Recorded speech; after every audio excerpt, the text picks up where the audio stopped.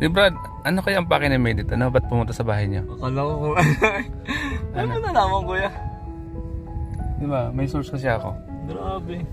Hindi ko alam kuya. Ano oras siya pumunta sa bahay ninyo? Gabi na rin. Matapos ko yata mag-live something. Pagkatapos ng live mo, pumunta sa bahay ninyo? Yes. Sa tingin mo kaya, ano kaya ang pakay niya? Bakit siya pumunta doon? Hindi ko lang po alam. Natin masabi kung ano eh. Tapos may kasama, ang sabi ng kapatid ko, may kasama daw siya ng lalaking mataba. Malaking tao. Pero Sa tingin mo kaya, ano kaya ang pakay nila sa inyo? Bakit ka pinuntahan? baka hindi ko po alam. Something nakakausapin. So siya mismo ano eh. Pumunta sa bahay. Yun ang hindi ko talaga alam ko kung anong pakay niya, kung bakit siya pumunta sa bahay simula nung lumabas yung issue. Diba? Yung dating ano. Ano kaya yung pag-uwi mo sa inyo, pwede kang pwede ka munang magpunta ng barangay. Bakit naman ako punta ko yun ng barangay? For safety. Sabihin mo lang, pwede mo magagano na? Pwede ko man siya kasi unang-una hindi niya yung lugar. Lugar po yun. Kasi nakakapang inala baga. I-welcome ko siya kung pumunta ulit sa bahay. Di ba? Kasi sa ganong oras pinuntahan ka sa inyo, sa bahay Gabi ninyo. daw po yun ay. Gabi siya pumunta. Ibig sabihin, kakausapin ka. Something nakakausapin. O at may kasama pa siyang iba. Pwede ka naman yung tawagan, di ba? Oo. Bakit pumunta siya doon? Yun lang hindi ko alam po. Para sa akin. Kinabahan ako doon eh. Kasi alam mo kung bakit ako kinabahan. Bakit kuya? Kasi Something na parang gabi sila pumunta doon eh. ba?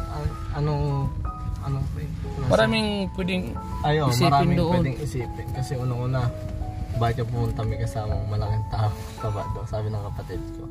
Pero hindi naman ako natatakot kuya. Kasi dapat yun, bago siya pumunta doon,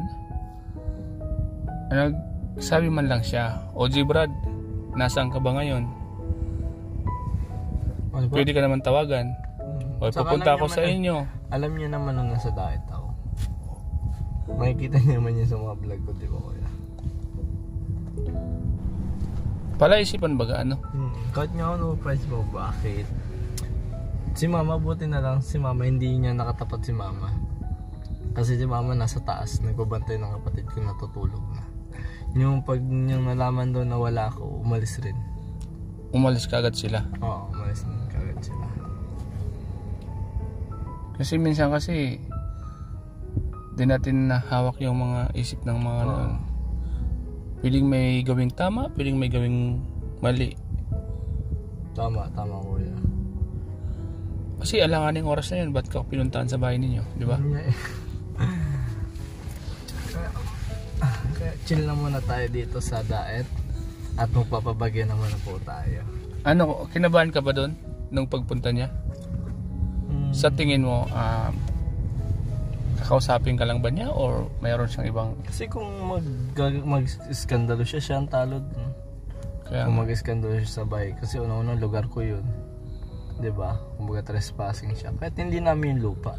at saka ang mahirap doon, halimbawa nakausap pa at gumawa ng iskandalo yung kasama niya, halimbawa kung sino pa man yung kasama niya, mas lalong masisira siya doon kasi unang-unang nasa social media, di ba? Yes, opo. Pangalawa, di naman niya dapat gawin yun kung may ano man yung iniisip nila, di ba? Pero kung tama naman at makipag-usap ng maayos sa'yo, di wala namang problema, di ba? Saka hindi lang kuya, willing akong i-welcome siya. Oo. Kasi ba, una-una, ang na pag-uusapan naman yan. Pero parang hindi, parang malabo eh. Kasi kahit ako, nagiging plaisipan ko na pumunta sa inyo eh. Gusto mo kuya, punta ka sa bahay. Kasi Paghatid mo sa akin, di ba? Uwi tayo. Pwede naman yung sabay ganun. ako sa'yo kuya. Ang mas maganda yung sinasabi natin ito para alam din kahit pa paano ng mga tao, di ba? At kung ano man yung mangyari, at least alam na nila na may pumunta sa bahay ninyo na ganun?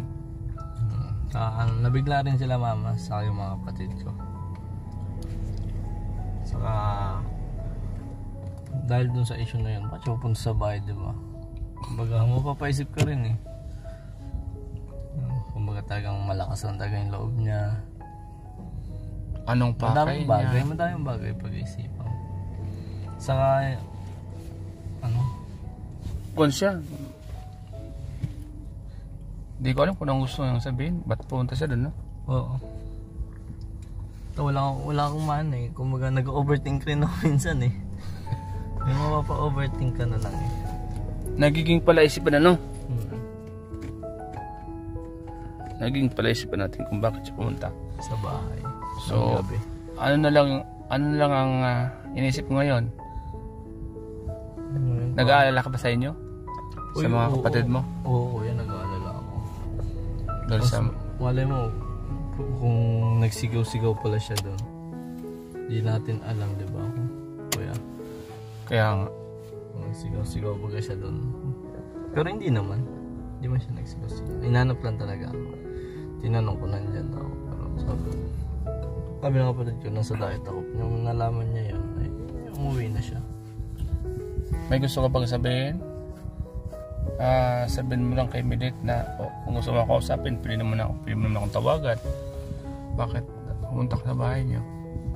Eh, alam naman wala ako doon.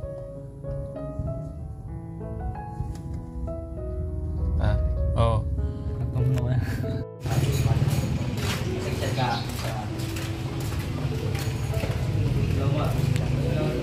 Yung mga kalingap, yan po si Jebrad, dinamayan po ng mga kalingap boys.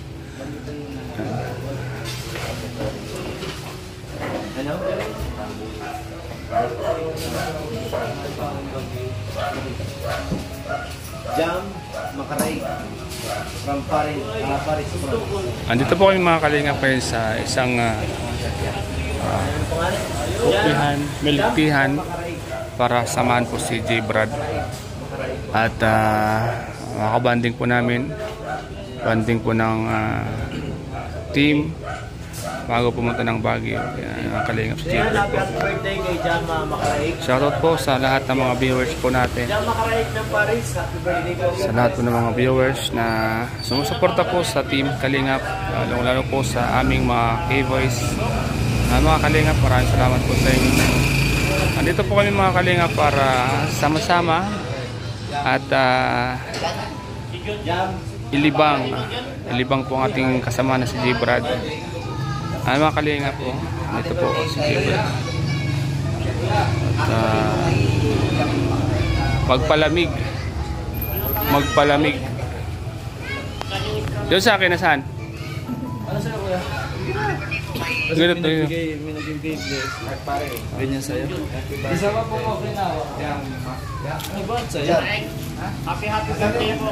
Bro, salamat ha. At kahit may pinagdadaanan ka bro, nililibre mo kami bro ha. Okay na yung kuya kasi blessing bagay yung Blessing ano. sinabi naman na para sa atin. Para sa lahat. Ganyan po kabait si Jebrad, mga Kalingap. Mausap po kasi si mama eh. Ay! Tinatanong niya kasi may bagyo pa kasi. Oo. Mama. Mga Kalingap. So, ayan bro. Pasalamat tayo kay Jebrad dahil Salamat kay Jebrad dahil sinama niya tayo sa pagpapalamig ng kanyang ulo.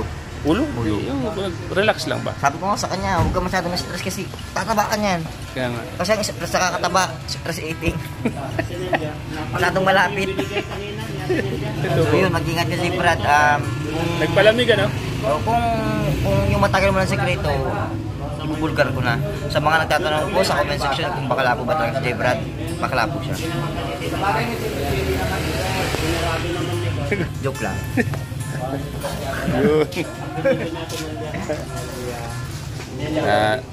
Dinibre tayo ni Jebrad ano?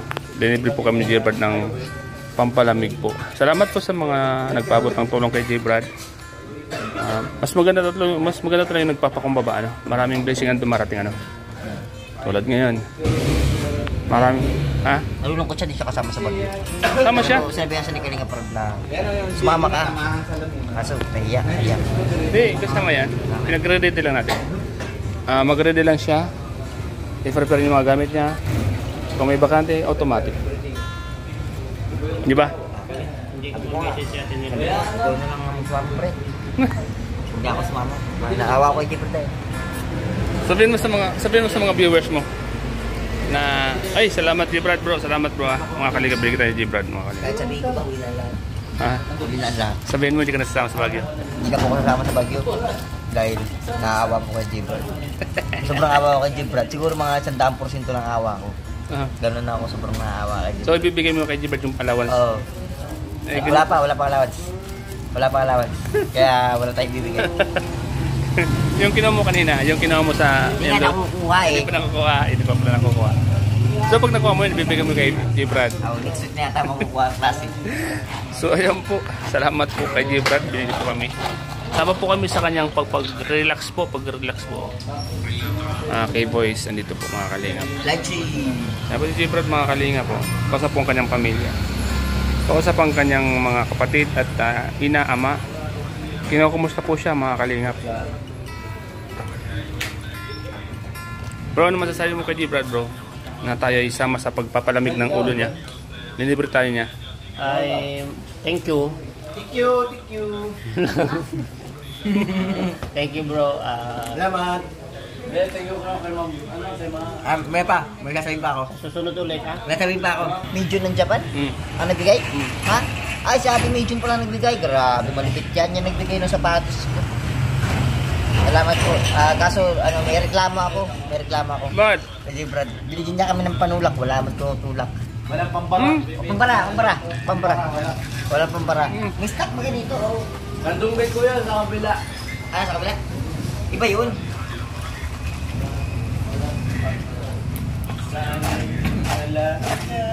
Ikaw bro, ano masasabi mo kay G-Brad bro? Thank you bro. Di mo kami binigo. Kung ano mayroon ka, pinatikim mo sa amin. Yun. Yes, salamat. Meron pa pa ako. Ano pa? May apila pa daw? Minsan talaga, hindi na po puro kalukuhan ang ginagawa ni J-Brad. Minsan gumagawa rin po yun ng katinuan. Importante this video gagawa si J-Brad ng katinuan. Ito yun. Salamat J-Brad. Paano mo nasabi? Ha? Diba? Ang malibre ka isang katinuan yan. Ang mamburaot ay isang kalukuhan. Katinuan nito guys. Kita Medjun from Japan. Kung nasaan ka man, huwag mo kaming kakalimutan.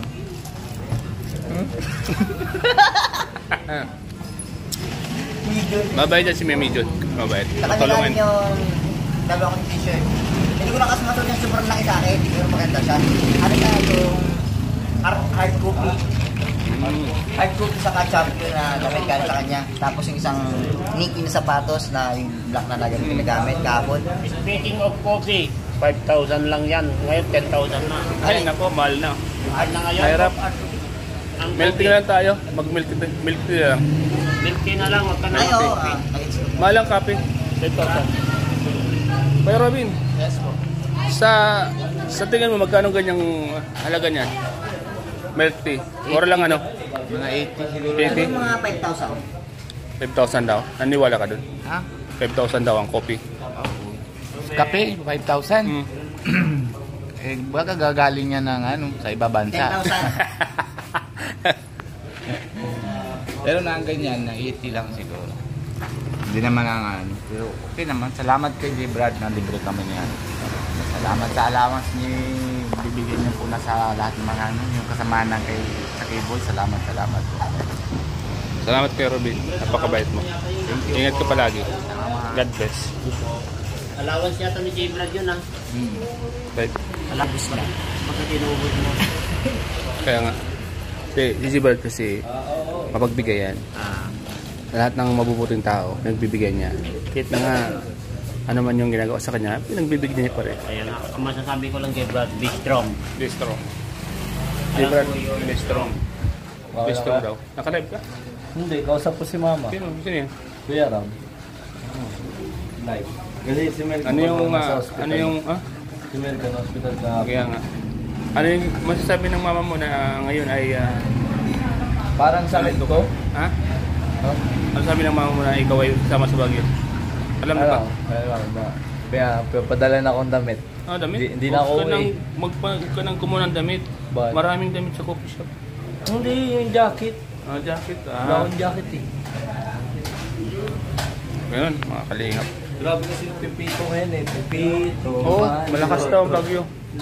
Pero huwag naman sanang dumaan sa atin, ano? Huwag naman po sanang Palipas dito. huwag naman po sanang dumaan sa Bicol lang, Baguio na yan mga kalingap. Kasi hindi pa po nakakaon yung mga nasalanta po ng Bagyong Christine. Mga kalingap.